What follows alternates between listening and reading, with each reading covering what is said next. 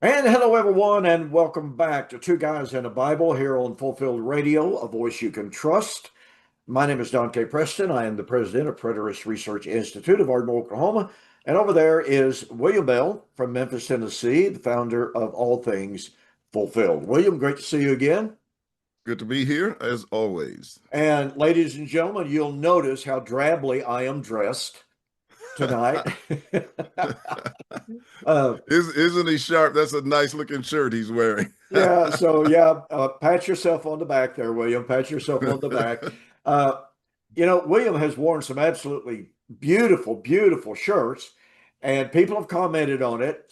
And lots of folks have said, "Boy, Don, why don't you get some shirts like that yourself?" And well, I don't have access to shirts like that. William's shirts came from Africa, uh, and he has a tailor over there, no less. Now, don't get money in your eyes because William's shirts that he had personally tailored cost him what, $3 a piece, William? Well, they're not that much. They're not, I mean, they don't cost much. I won't say $3, but they're not very expensive. I'll put it that Yeah, way. yeah. So They're a anyway, lot cheaper than what I could buy them in the United oh States. no, Let's say no it that way. question whatsoever. So anyway, before William left for his most recent trip, I told him, I said, "Hey man, I want a couple of really, really pretty shirts." I said, "I'll leave the design up to you and what have you." And so after a little bit of drama at the UPS store, uh, I went and picked them up today, and this is one of them. And I absolutely love it. Boy, it's really super nice material. I mean, one of my very favorite American-made shirts is Ariat, and they have material like this. And so, so many of the shirts are super, super thin. You, I don't know, they just don't seem to feel good. They don't fit good and Mhm. what have you. So, I wind up spending a lot of money for Ariats is what I do. Of course, I don't buy very many of them either. But these two shirts are absolutely beautiful, and I really, really appreciate it, and what have you. Uh, and Jan was like, "Are you really going to wear that on air?" Why not? That's what I said. I said, "Well, why shouldn't I?" I said, "That thing is beautiful." And she said, "But yeah, that's not really you." Oh my goodness gracious. I must confess, I've always been a pretty conservative dresser, no question about it. Never been real flamboyant. And so I'm stepping out. That's what I'm doing. I'm All right. stepping out. Well, it looks very good on you, and I'm really glad it fits. That was the Oh most yeah, I important mean thing. it fits really well. I mean, I was concerned obviously because my wife took the measurements, and as she was saying the whole time she was doing it, she said, "I've never taken measurements, for something like this." I said, "Well, just go get one of my shirts, measure it out, and then compare, measure it, uh, measure it out, and that's what we'll send." And it worked out just really well. Yeah, but see, I didn't get a chance to get to my tailor for that shirt because I was in Burkina Faso. I picked that up in Togo, which is sort of the transit Oh, okay. country to Okay. get there. So I didn't get to Ghana at all, and Okay. so that one came off the rack. But I mean, it was beautiful, and I looked at it and I said, "This is about done size." And I said, "I think this is going to work, and I'm hoping it's going to work." And man, looking at it, I have no regrets in terms of Yeah, picking the no, size. no. It is. I haven't tried the other one on, but if they're both the same size Yes. and everything, it should fit just exactly fine. I'm glad there was a long sleeve and a short sleeve, both. So now then, it remains to be seen what William wears next week in competition. See, look, he said something about my shirt tonight. He said, "Look at you dressed all plain." I said, "I wanted you to have the entire spotlight. I didn't want to do anything to detract from your glory tonight with that shirt. So I'm good." All right. Oh, that's funny. That's really funny. All right. Well, folks, thank you again for joining us here on Two Guys in the Bible. We will talk Bible tonight. Pardon me. Uh, William, let me do my little puffer here. Sure, sure. But it was it was great, picking it out, and I'm really thankful that I was able to find one. And but we always find good stuff when we go through Togo. Yeah, yeah. All Yeah, as a right. matter of, go ahead, go ahead. Go. Yeah. We're done. Anyway, We're done with the shirts. yeah. We've been discussing the importance, the significance of the Abrahamic covenant, the identity of that Abrahamic covenant blessing, that is the new heaven, the new earth, the resurrection. We've been talking about the fact that Galatians chapter 3 and 4 especially, and it's interesting to me that just today, just before coming on air, I was looking at some of the comments under my video for today, and pardon me, I had made the comment that according to most scholars, there is widespread agreement that the Abrahamic covenant would be fulfilled at the end of the Mosaic law. Well, this one individual, I don't really honestly don't know if they are if they are a man or a woman. But they posted, well, Don said the majority of scholars say that the Abrahamic covenant would be fulfilled at the end of the Mosaic law. And they said, well, I got on AI today and I asked it, is it true that the majority of scholars believe this? And it said, no, that's not true. Well, I had asked the same question and I got the opposite answer. Look, AI, and I use primarily Grok or Chat GPT or Perplexity. I don't use Gemini except once in a great while. I haven't even used the X AI yet. Don't know anything about it. Got to get familiarized with it. But anyway, if you do not ask a question in a right way, if you ask a biased or slanted question, you can get any kind of answer that you want to. I mean, that's the problem with AI.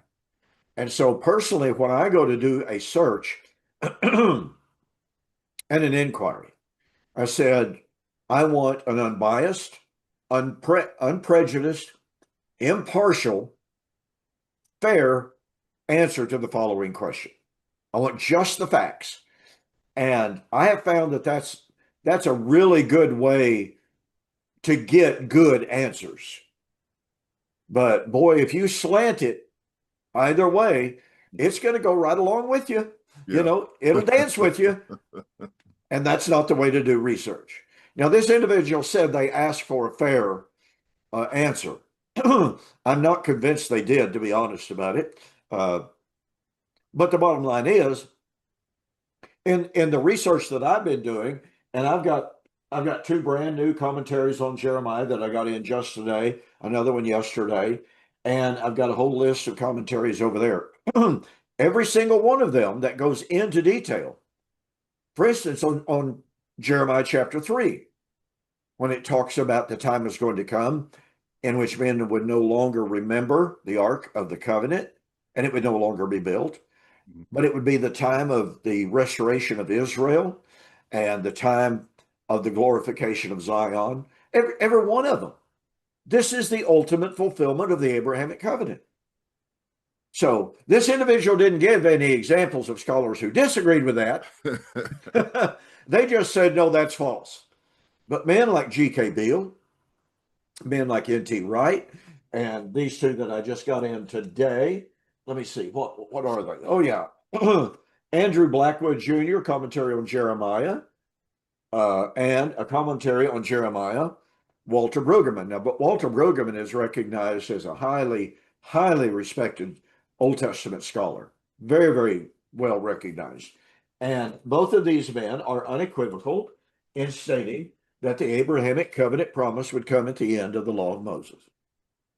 So I have to keep in mind that there are some people, the only time they ever pop up on YouTube or Facebook is try to find fault. I mean, that's all in the world they're there for. They're not there to, quote, learn. They're there to find fault. They're there to promote their own personal agenda. So I'm going to stick with the research I've done. with the scholars that I have read, and most importantly, with what the Bible says. That's the real issue here. So, William, last week we went through Galatians chapter 4, 22 and following, and Paul's very, very famous allegory. Why don't you give us a really, really brief summarization of what we looked at last week and what we saw from Galatians chapter 4 in Paul's allegory? All right. Well, we talked about the two sons, and of course they represented the two covenants, the two mountains, one according to the flesh and the other according to the spirit, with Hagar and Sarah, and then the two sons, Ishmael and Isaac. Ishmael was persecuting Isaac, and as a result of that, was cast out and not allowed to inherit with Isaac. They were the ones who were the true heirs as a result of their faith in the promise, and that's the application of the allegory in terms of the time of the end.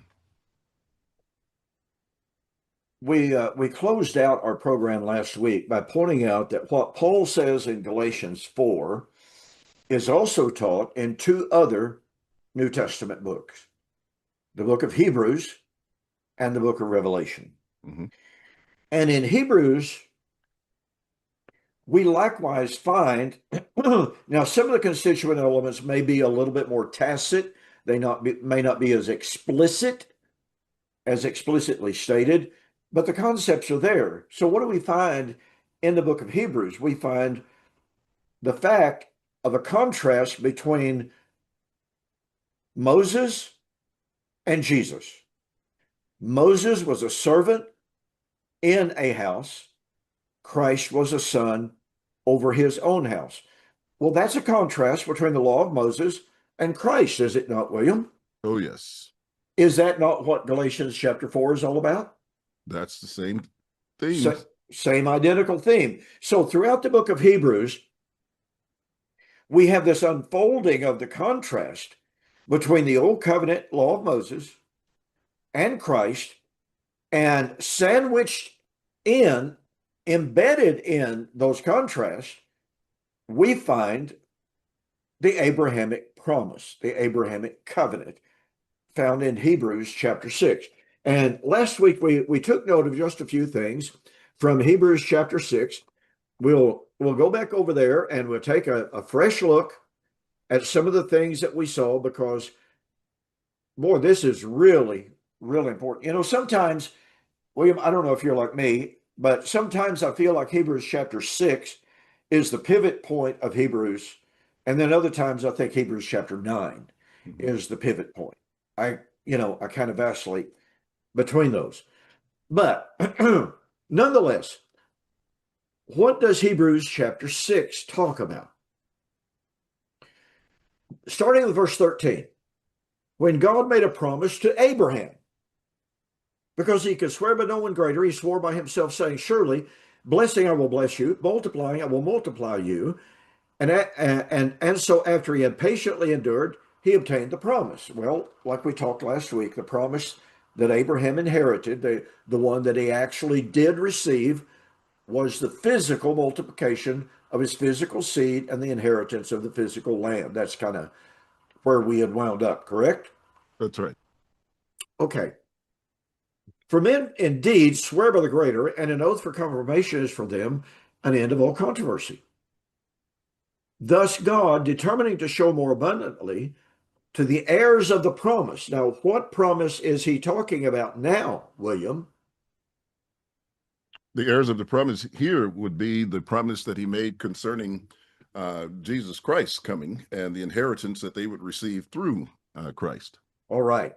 So he is talking about the expansive Abrahamic promise. I think it's very, very important for us to understand, folks. The Abrahamic promise was two-tiered, two levels, if you please. There was the physical, there was the spiritual. The physical was, I'm going to give you all of the land that you can see. I'm going to multiply you. I'm going to make many nations from you. That's the physical aspect, okay? And then we find you and your seed, singular, will all the nations of the earth be blessed. And they would be blessed by receiving righteousness. They would be blessed because Abraham was in fact promised that he would inherit the world, cosmos. So understanding that the Abrahamic promise was two-tiered is so critically important because, William, you know, our dispensational friends say, oh, look, Abraham never received the promise. The children of Israel never received even the land promise. So before we proceed, what would be your response to that? Uh, First of all, it would demonstrate that God lied concerning it. You've got the text in Joshua chapter 23 and 24 that demonstrate that they received the land and God fulfilled all his word concerning those things. And at the time, even that Hebrews was written, they're in the land. So that just doesn't wash concerning that. They in fact did receive that promise through the descendants of Abraham, of course, which is how Abraham inherited, but his descendants certainly inherited the land. That's the fulfillment from the Exodus all the way into Joshua chapter 5. Yeah, not only that, and pardon me, in Deuteronomy chapter 34, we are specifically told that the promise of the land was given that Abraham's descendants would receive that promise. Mm-hmm. And so it wasn't that Abraham personally, individually, was going to inherit all of that land. No, Deuteronomy 34, 2 and 3 is that his descendants would inherit that land and that he would receive it through them. I guess we could say that's a representative.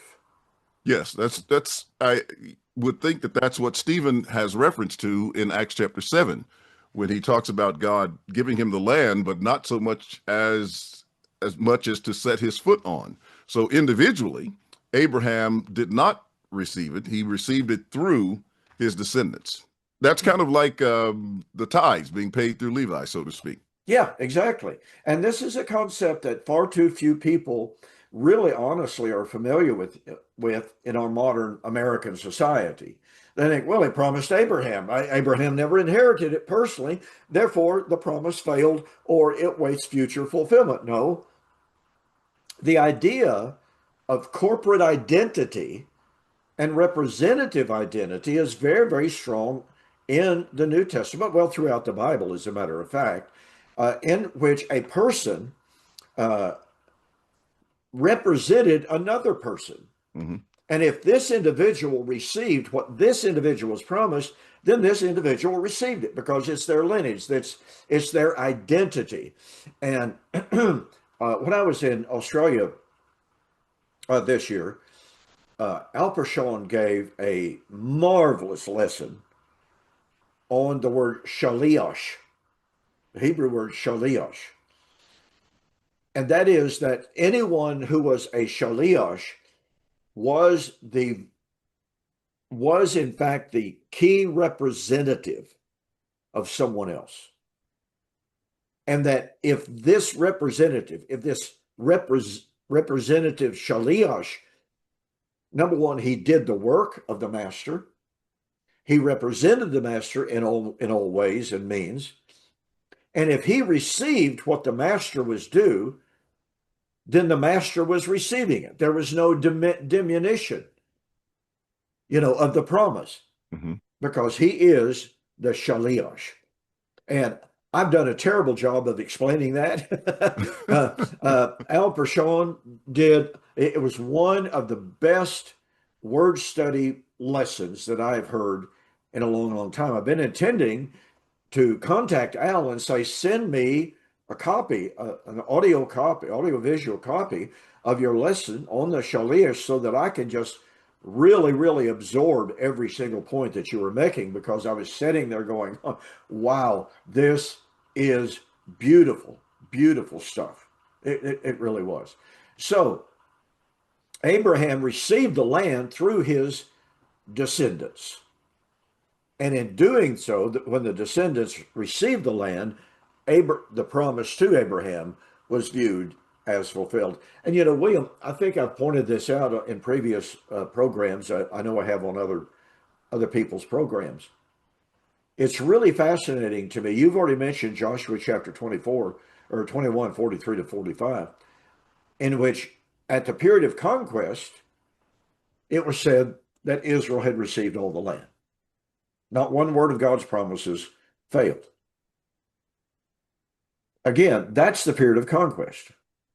You jump forward to the period of the United Kingdom, and in 2 Kings chapter 4, 20 and 21, it says Solomon reigned over all of the land, and it gives all of the territory, all of the borders listed in Genesis 15. Correct. 16 and following. So here you have, at the period of the time of the conquest, Israel possessed the land. During the period of the United Kingdom, Israel possessed all of the land. As a matter of fact, some commentators, I've got some names in my data file, tell us that the actual borders given in 2 Kings chapter 4 are greater than the borders listed in Genesis 15. So God not only kept his promise, he went beyond that. Third, after the divided kingdom, after the return from captivity in the Babylonian kingdom, Nehemiah chapter 9, 13 and following, Nehemiah rehearsed the Abrahamic promise, or the promise that was given to Abraham, in which God said, I'm going to give you the land of the Amorites, the Perizzites, the Cadmonites. I don't even remember all the ites that are listed there. But Nehemiah said, and you have fulfilled your word because you are faithful. Now, if anybody would have had a reason or a basis to say, you know, Lord, you made a promise to us about the land, and we're waiting for you to finally get around to fulfilling this. But here's Nehemiah rehearsing Israel's history and the promises, saying, Lord, you have fulfilled all of your word. That's pretty powerful stuff to me. Yes, it is. I mean, you know, it's telling you in several places in the mouth of 2 or 3 witnesses in terms of, you know, the documentation in the scriptures that it was fulfilled, that he had given them the land. And there are other passages. I mean, we could look at, pardon me, we can look at Jeremiah 32. We could look at Deuteronomy 10. We could look at Numbers. I mean, there's a ton of verses that just explicitly say God gave the land. So it's really, honestly, it's not even debatable whether or not God gave Israel the land. The only question, therefore, comes back to the spiritual aspect of the land. And William, this is where we are confronted with the problem of futurism, because Abraham was promised the new heaven, the new earth, and resurrection. And what do the 3 futurist eschatologies say about that? Well, they view the new heavens and new earth as heaven, that we end up in, you know, some cases where we get 3 worlds, so to speak. And, you know, you get the old covenant world that ends at the cross. And then you get, you know, the present age, which, you know, it's confusing. They have problems with trying to figure out the last days within that. But then we have, you know, a future age after this one, you know, is dissolved and destroyed. So that's, you know, one of the views that people have regarding it as far as the futurist is concerned. They do not see the covenantal overlap and the time of the end for the old covenant age, if you please, that transitions into the new, and the fact that that one has already broken into reality. You know, and it's that real. Yeah, was the case even in the New Testament. But yeah, and I think what you're pointing out here is extremely, extremely important. And I've got all sorts of books laying on my desk in which scholar after scholar attests to the fact that the New Testament writers saw themselves living in that interim period between the old and the new, and the new had broken into the old. and the old was slowly passing away, and so the New Testament writers, Romans chapter 13, 11 and following, the night is far spent, the day has drawn near. 1 John chapter 2, verse 15 and following. Here John says, the night is passing away, and even now the true light is shining. So they believe themselves to be living in a transitional period of time. And yet today, they're even preterists.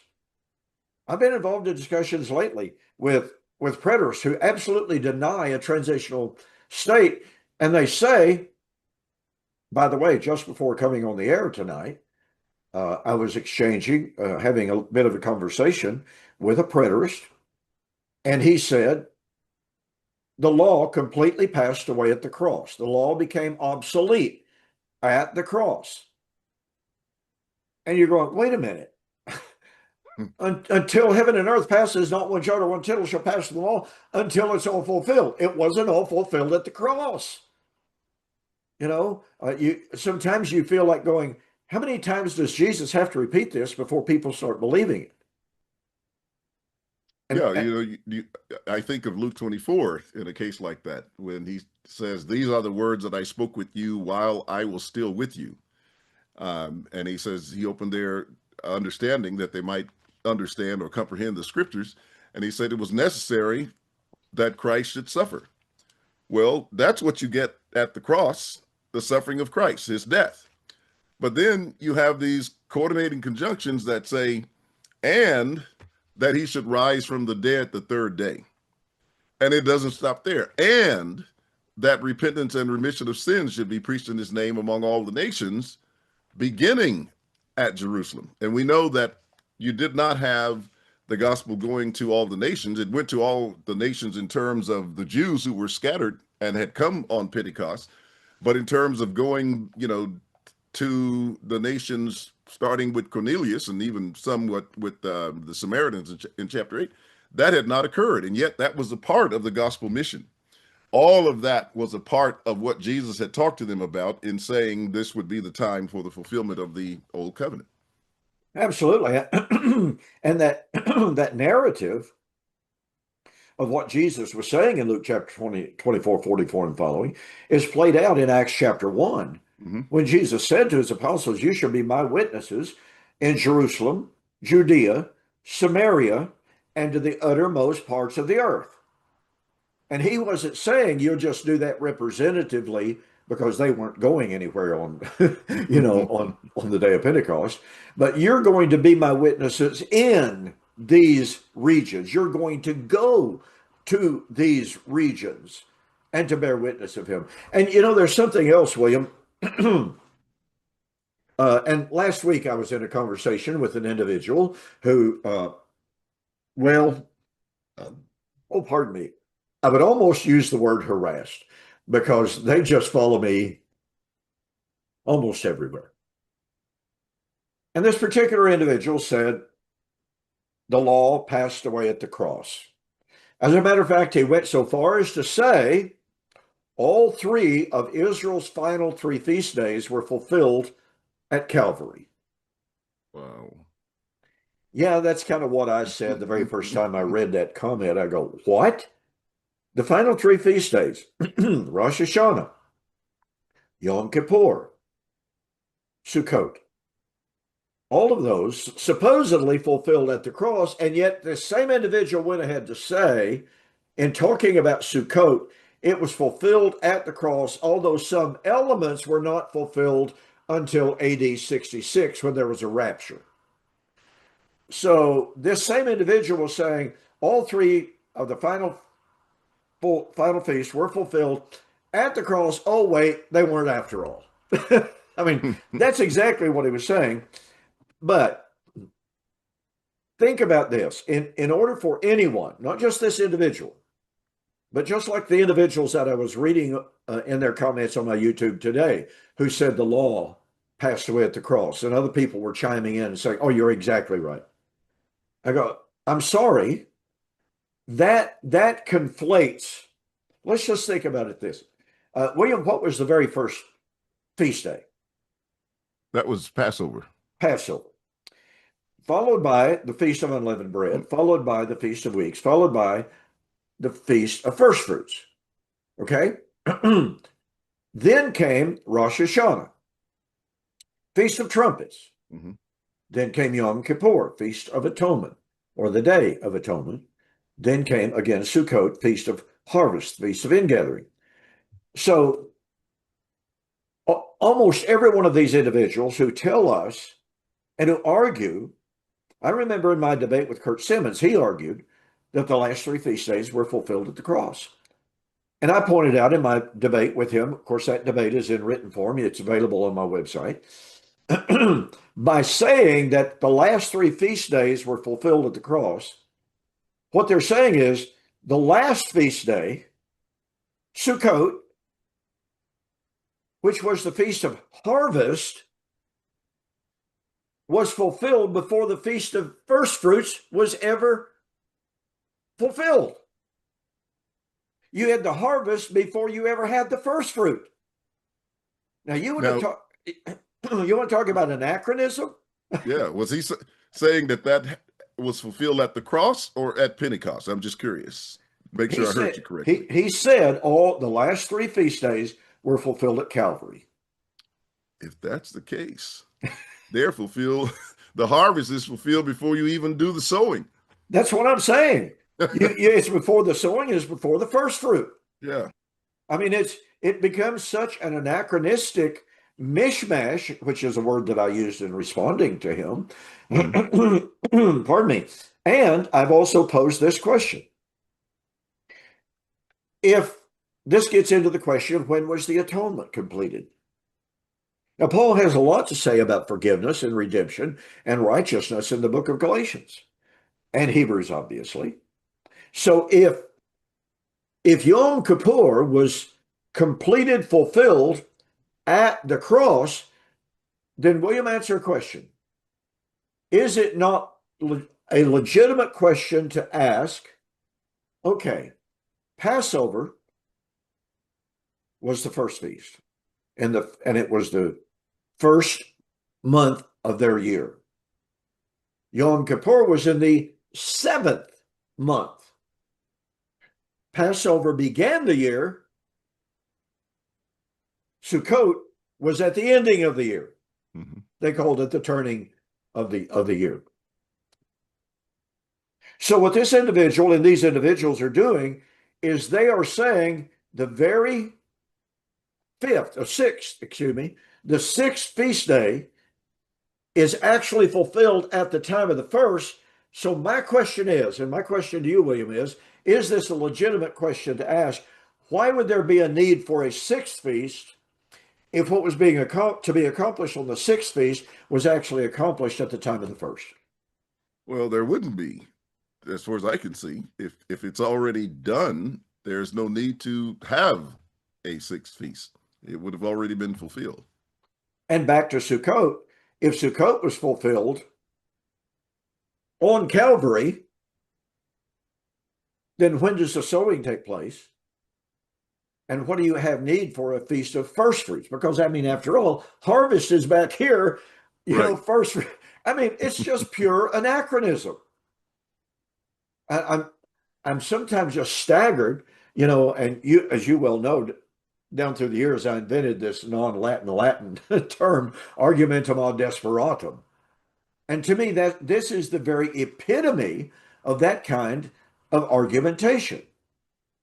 And to carry this forward just a little bit more, William, what did the Feast of Trumpets symbolize, foreshadow, and represent? Well, several things. One was the marriage, you know, the wedding, the judgment, the coronation of the king. Let's see, I can't think of all of them, but, you know, there were several things that were involved there. It's the call to assembly. It's the call to war. Yes. You know, and it symbolized the Day of Judgment. Yes. You read, I mean, anytime you read the Jewish literature and the scholarly literature, there's just universal agreement on this. So if you're going to say that the last three feast days were fulfilled at Calvary, wouldn't that mean that the judgment took place at the cross? Exactly. I wonder why then the New Testament writers over and over and over speak of the coming judgment at the time of the judgment, time of the trumpet, sounding of the trumpet. Mm-hmm. Matthew 24, verse 30, 1 Thessalonians 4, Revelation chapter 11, 15, and following. In all these texts, you have the judgment at the sounding of the trumpet, but all of these passages are way after the cross. And so, as I said to this gentleman, your narrative, and it's all in support of the AD 66 rapture doctrine. That's what he was trying to get out. And as the direct corollary of that, to condemn me, and you came into the conversation as well at times, that's only fair that you get blamed as well. So I'll happily take part of that blame. Yeah. So the point of it is, one of the reasons he's doing this is to condemn us for saying that the atonement was not completed until the parousia of Christ, the coming of the high priest out of the most holy place. No, no, no. The atonement was absolutely consummated at the cross. Well, by doing that, one more time, folks, you got to catch the power of this. That puts the sixth feast at the time of the first. That destroys the chronological flow of Israel's feast days. And there's another thing, William, that I have found. There's 2 points I want to make here, and I want to get your comments on it. In Colossians chapter 2, passage you're very, very familiar with, in Colossians chapter 2, 16 and 17, Paul said to those Gentile Christians being pressured to obey the law of Moses, to be circumcised in order to be saved, let no man judge you in respect of new moons, feast days, and Sabbaths, which are present active, a shadow of the good things that are about to come. Now, I've had 2 or 3 different individuals tell me, well, Preston, you're just relying too much on the Greek tenses there. What's your response to that? I would say that the emphasis ought to be on what the text says.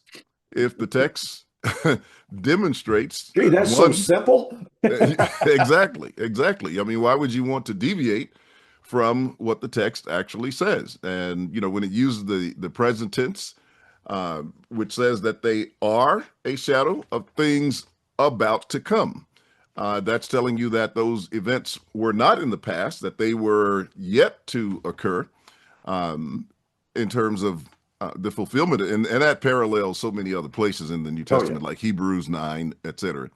But yeah, you've got to follow the language of the New Testament. And back to the subject of the atonement, that's the same situation. Is they look at one text that may use a past tense verb or a present tense, but they will ignore the future tense. Yes. And just totally disregard it. And that's what I've seen when, we look at, passages like that. So paying attention to the actual wording that the Holy Spirit used in those passages is critical to coming away with the right and proper understanding.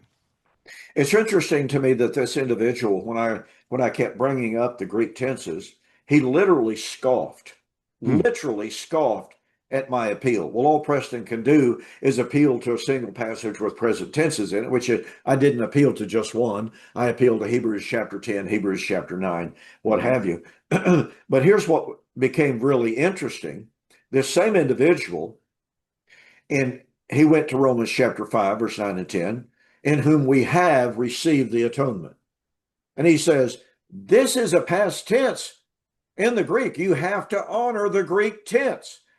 So I asked him, what is your hermeneutic for demanding that we observe the Greek tenses in one text, but we ignore them in another, and you literally scoff at them in another? And he's never answered that question. But he says, well, that's just a flimsy argument. I have said, when is it flimsy to accept the Greek tenses?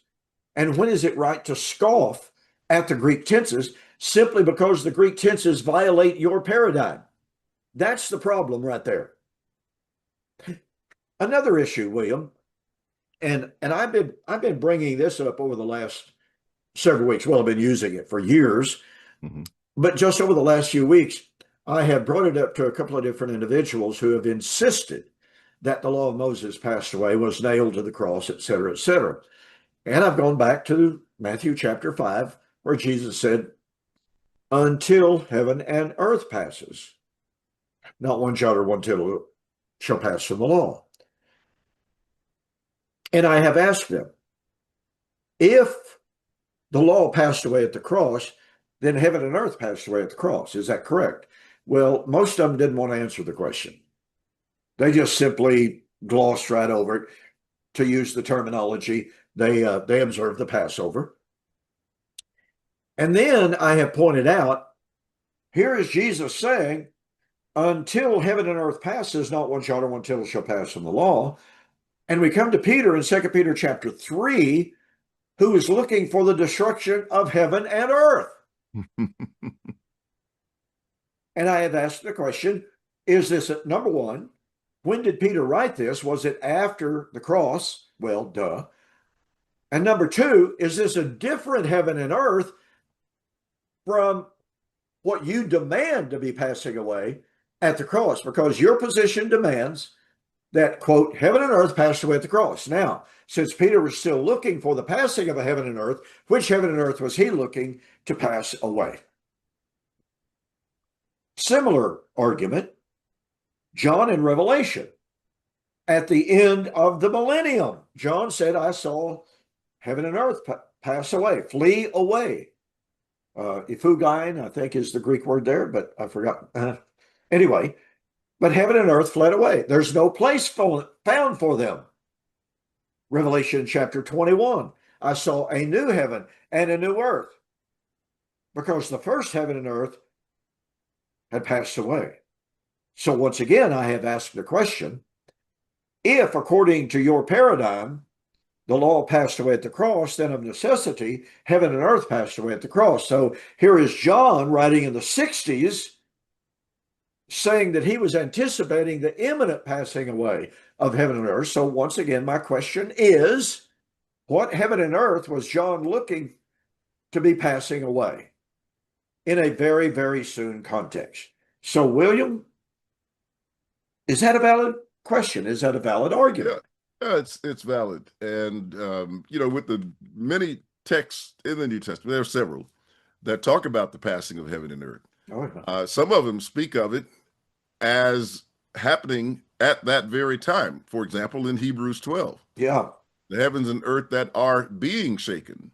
So was it done away at the cross, or was it yet being done away at the time that Hebrews was written? And then you got the book of Revelation, which they can't decide, or they won't accept the pre-70 dating of the book of Revelation. So they put that after 70 AD and still see a destruction of heaven and earth, a passing of heaven and earth. And what is interesting to me is the different ways that the scripture speak about the passing of heaven and earth. In one text, Hebrews 1:10, it folds up, like clothing. In Revelation 20 and 11, it flees, and then it burns up in 2 Peter 3, etc., and just passes away, I guess, passively and casually in 1 John chapter 2.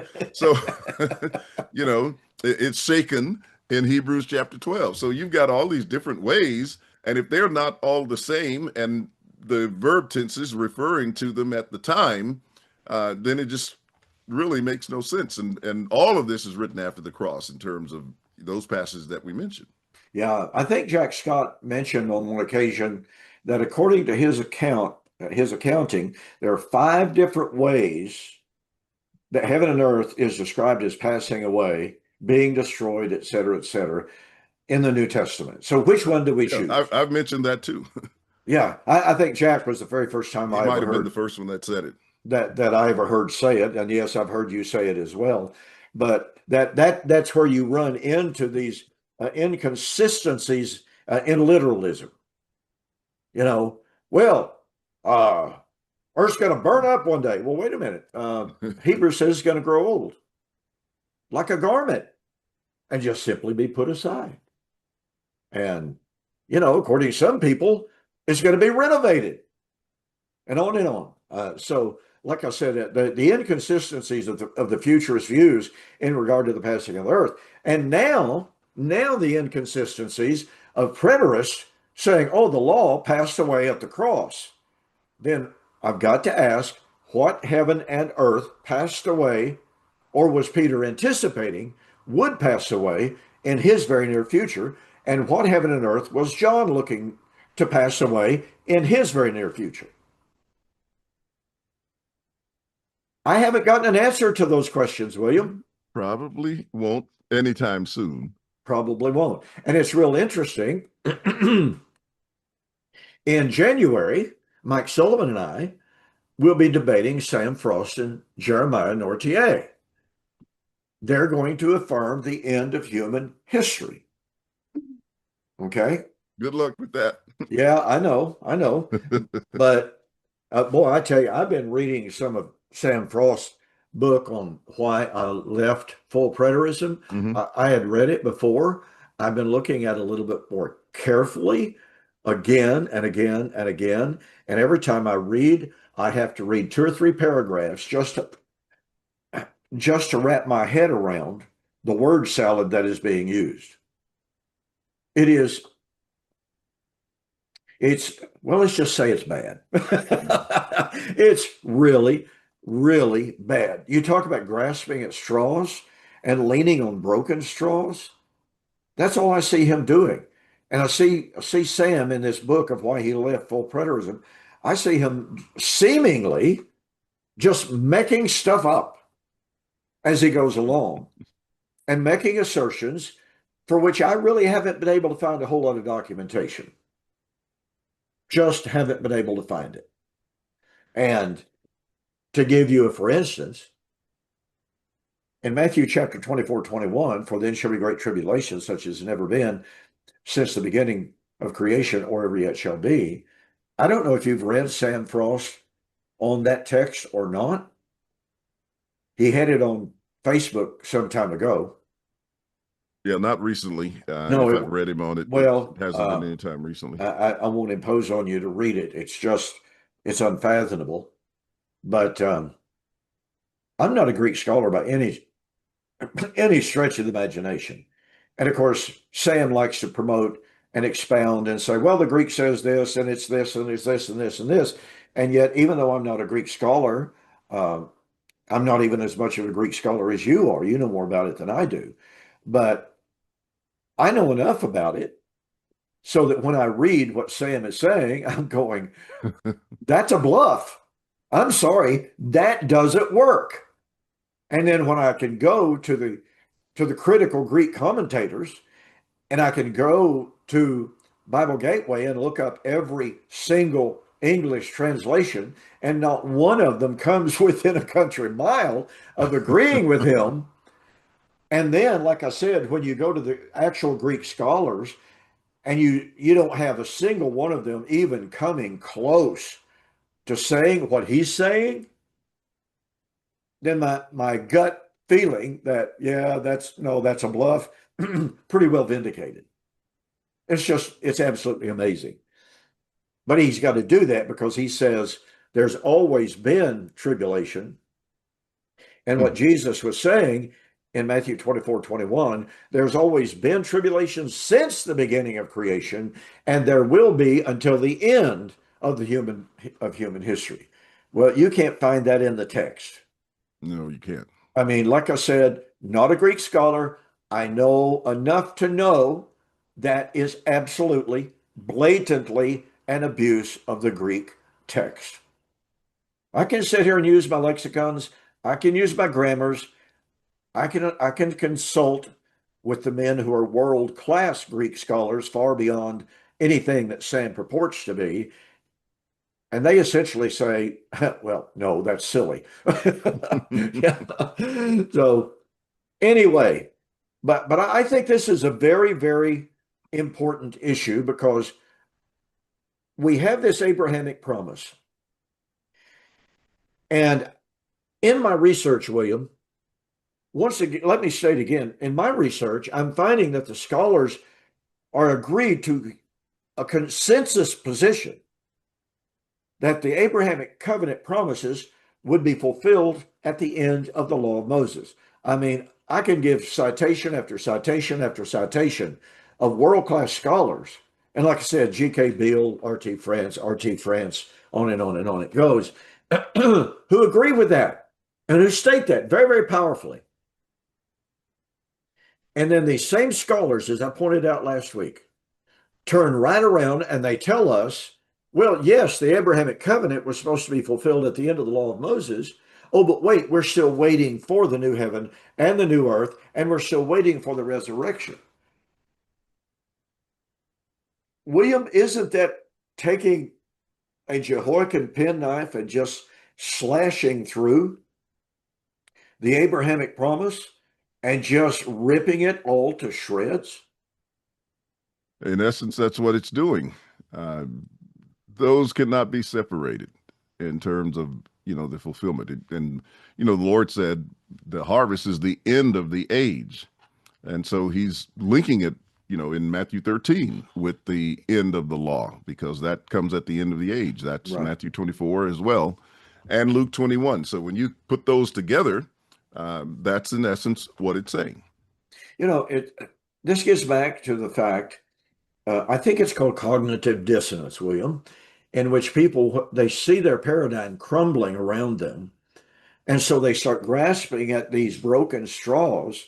And they literally, you and I've commented on this many, many times in our 40 plus years working together, how they start making up brand spanking new arguments that you can't find anywhere, that nobody has ever made before. And they claim, well, there, prove that wrong. And you're going, what? What are you saying?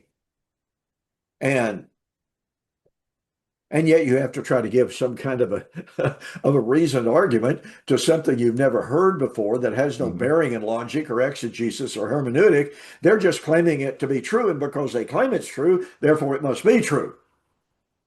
And it's really honestly an extremely sad situation. Anyway, back to the book of Hebrews and this this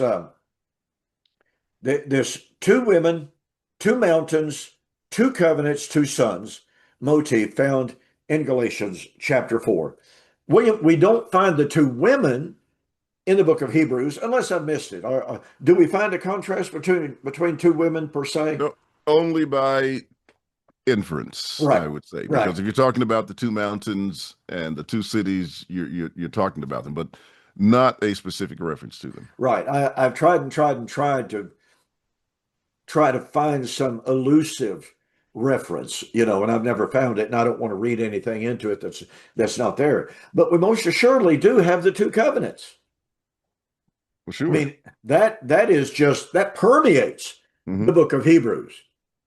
If the first covenant had been faultless, he would have found there would have been no place sought for the second, Hebrews chapter 8. And that that second covenant, that promised covenant, was based upon better promises than the first covenant, that is the covenant of Moses. So we'll absolutely, just like Galatians chapter 4, we have this contrast between two covenants. Then in Hebrews chapter 12, we have a contrast between two mountains. Aren't these the two same mountains as Galatians 4? Yes, and in the text in Galatians 4, if it's saying, these are the two covenants were the two women. This Yeah. Hagar is Mount Sinai in Arabia, and Sarah answered to the Jerusalem that was above. So, Yeah. yeah, There's the elusive reference, if you please, yes. to the two women. Hmm. But back to the two mountains. What are those two mountains? Mount Sinai and Zion. And here in Hebrews chapter 12, you have not come to the mountain that burned with fire and smoke and thunder and blah, blah, blah,